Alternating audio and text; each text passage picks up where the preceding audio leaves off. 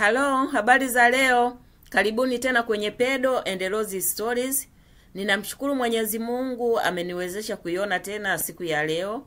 Ni matumaini yangu hamjambo, mko salama kabisa na poleni sana na majukumu ya kila siku.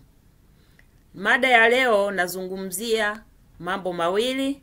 Namba moja, jinsi gani mtu anaweza kupata maambukizi ya VVU. Yaani virusi vinavyosababisha ukosefu wa kinga mwilini. Namba mbili, jinsi ya kujizuia usipase maambukizi ya VVU. Kwa hiyo moja kwa moja ninakwenda kwenye ni jinsi gani unaweza kupata maambukizi. Namba moja, kama utaongezewa damu. Kwa wale ambao wanakuwa na matatizo labda ya kupungukiwa damu mara kwa mara, kwa hiyo wanahitaji kuongezewa damu. Namba mbili, labda wale ambao wanapata ajali, kwa hiyo nakuta kwamba wamepungukiwa na damu mwilini kutokana na majeraha walioyapata na wanahitaji kuongezewa damu. Na wengine kina mama wajawazito huwa pia wanakuwa wengine baadhi na matatizo ya kupungukiwa na damu na wanahitaji. Sasa ile damu watakayoongezewa, kama haikufanyiwa uchunguzi mzuri kuhakikisha kwamba iko salama, yani wale watu waliokwenda kuitoa wanaichunguza kwanza, je, wale watu wenyewe watoaji wako salama, hawana maambukizi? Na hii damu yenyewe iliyotolewa mpaka wanapewa hawa watu wengine, je, haina maambukizi? Sasa endapo kutakuwa na uzembe tu umefanyika, alafu hii damu wakaongezewa wale watu wenye uhitaji, baadaye wanaweza kujikuta kwamba wamepata maambukizi. Sasa mtu inakuwa ni vigumu kuweza kujua haya maambukizi ameyapata wapi. Na hasa wale wanaokuwa bado hawajashiriki pengine hata tendo la ndoa, hawajashiriki yani katika njia zote ambazo zinaambukiza VVU. Lakini wakija kurudi sasa kwenye historia, wakifuatilia historia ya ugonjwa, wanakuja kugundua kwamba huyu mtu aliwahi kuongezewa damu kipindi fulani. Kwa hiyo moja kwa moja wanajua ile damu haikuwa salama. Namba mbili, kushiriki tendo la ndoa lisilokuwa salama. Ninazungumzia hili lisilokuwa salama kwa vipi? Kwa wale ambao hawako katika ndoa. Tunajua kabisa kwamba inakatazwa hata katika maandiko matakatifu kwamba watu wasishiriki tendo la ndoa kama hawajafunga ndoa. Lakini kiuhalisia hivi vitu vinafanyika kabla hata ya ndoa. Hata wale wachumba wenyewe wanapitia huko kabla hawajafikia ile siku ya kufunga ndoa. Kwa hiyo wana ndoa wao, kama unaona kabisa kwamba wewe katika ndoa yako sio mwaminifu, unachepuka, basi jenga tabia ya kuwa unapima mara kwa mara ili ujue afya yako. Usije ukamwambukiza mwenza wako nyumbani. Pia kama utashindwa kujizuia, hasa wale ambao hamko kwenye ndoa, mkishindwa kujizuia, basi tumieni salama ili muwe na tendo la ndoa lililo salama. Usimwambukize mwingine na wewe usipate maambukizi. Kwa hiyo pale kila mtu anajilinda na kumlinda mwenzake. Alafu pia msichangie sindano. Hawa mara nyingi ni wale wanaotumia madawa ya kulevya. Ndiyo, madawa ya kulevya hayaruhusiwi katika nchi yoyote ile. Yanapigwa marufuku. Lakini bado haya madawa yanaingia katika nchi tofauti na watumiaji wanatumia. Hasa vijana wetu, wajukuu zangu.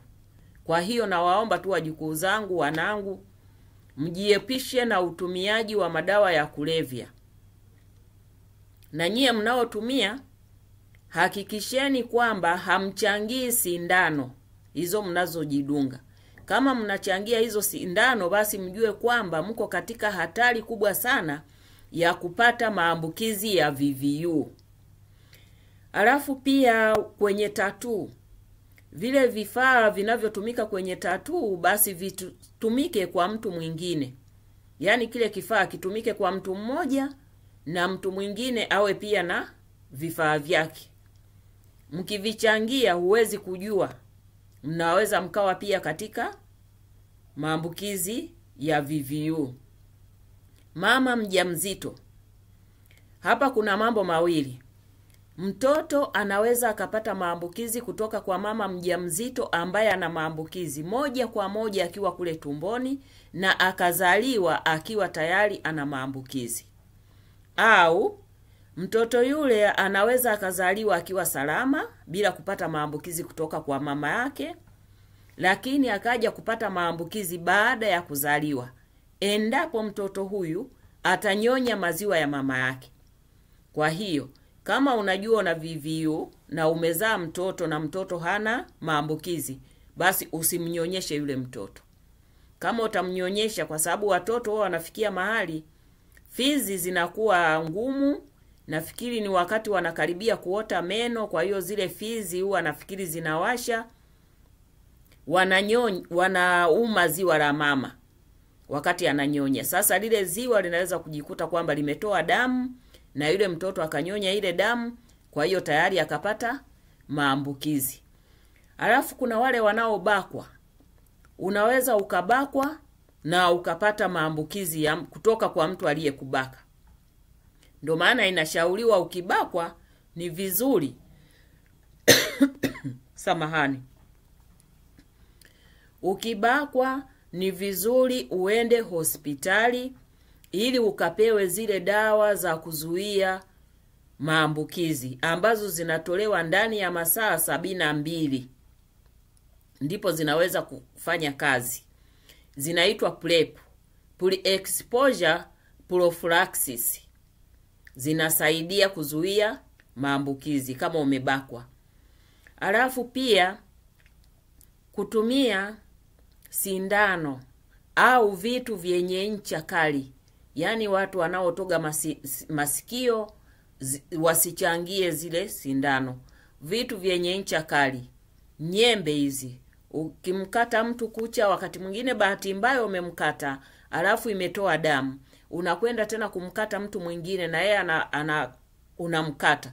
Kwa hiyo hivi virusi vinaingilia sehemu ambayo iko wazi, sehemu ambayo ina mchubuko, kwamba umemkata mtu na hiki kifaa ulichomkatia kina damu, alafu tena kifaa hiki umekwenda tena kumkatia mtu mwingine. Tayari uwezekano wa yule mtu kupata maambukizi kupitia njia hiyo ni mkubwa sana. Hata huko jandoni, nafikiri sasa hivi wanajua kabisa kwamba kuna maambukizi, kwa hiyo vifaa vitakuwa vinaandaliwa kila kijana na kifaa chake, ili mtu asije akapata maambukizi kutoka kwa mwingine ambaye kwa bahati mbaya labda tayari alikuwa na maambukizi, kama alikuwa amechepuka au pengine amezaliwa navyo. Alafu wanaume kwa wanaume, wale wanaume wenye mchezo mbaya, pia uwezekano ni mkubwa sana wa kupata maambukizi. Sasa anakwenda kuzungumzia swala la kuzuia. Ni jinsi gani ujizuie ili usipate maambukizi ya VVU? Usishiriki tendo la ndoa. Hiyo ndo njia ya kujizuia. Na kama utashindwa kujizuia kutokushiriki tendo la ndoa, basi tumia salama. Yaani ushiriki tendo la ndoa lililo salama kwa kutumia kondom. Alafu pia ujiepushe na matumizi ya sindano za kuchangia kwenye madawa ya kulevya. Kwa hiyo jiepushe na madawa ya kulevya. Kwa sababu ukijiepusha na madawa ya kulevya, hautopata vishawishi vya kuanza kutumia zile sindano. Kwa sababu pengine utakuwa umelewa, hujitambui, alafu unakuta tu unachukua ile sindano unajidunga au mwenzio anakudunga wakati na yeye alikuwa ameishaitumia na haujui status yake ikoje. Alafu jandoni, nafikiri vifaa vile viko salama, kila mtoto ana kifaa chake. Alafu vifaa vya tattoo, kila mtu awe ana kifaa chake. Msichanganye vile vitu vyenye ncha kali, msivichangie. Ukikitumia kwa mtu mmoja, usikitumie tena kwa mtu mwingine. Kama umebakwa, usione aibu ya kwenda hospitali na kusema kwamba umebakwa, au kumpeleka mtoto aliyebakwa hospitali ili aweze kupewa PrEP. Madaktari na wauguzi kwa bahati mbaya wakati mwingine huwa wanajichoma zile sindano, labda alikuwa anamtoa mtu damu au alikuwa anamchoma mtu sindano, bahati mbaya ile sindano inamchoma.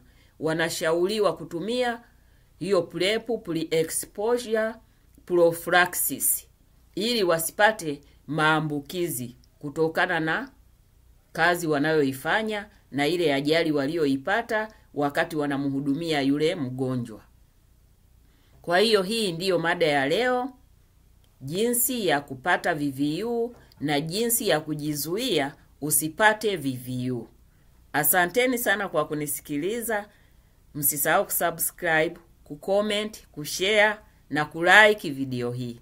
Sambazeni kwa watu wengine ili wajifunze, tuokoe maisha. Asanteni sana.